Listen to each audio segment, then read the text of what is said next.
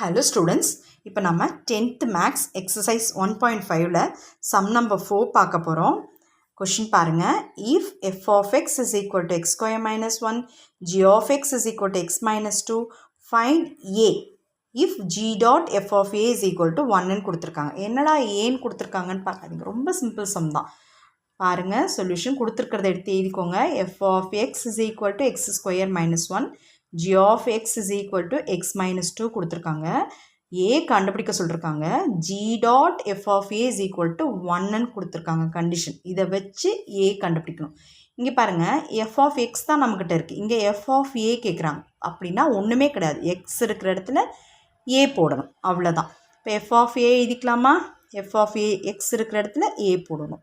a square minus 1. இப்போ f of a நமக்கு தெரிஞ்சிருச்சு.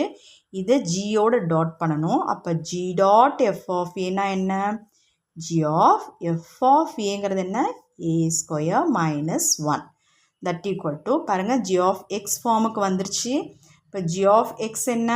x minus 2. அப்போ x இருக்கிற இடத்துல a ஸ்கொயர் மைனஸ் 1 இருக்குது. x இருக்கிற இடத்துல என்ன போடணும்? a square minus 1 minus 2. இது எதுக்கு ஈக்குவல்னு கொடுத்துருக்காங்க? g dot f of a.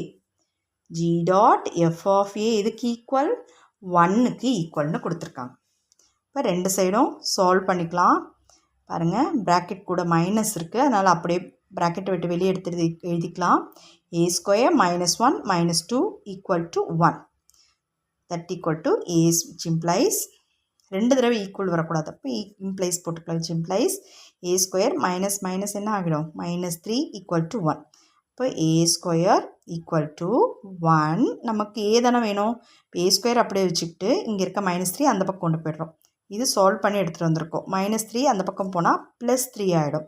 இப்போ a square is equal to 4. a is equal to root 4. a is equal to 2. இதுதான் ரெக்வயர்ட் ஆன்சர். a கண்டுபிடிச்சிட்டோம். That's it. Thank you.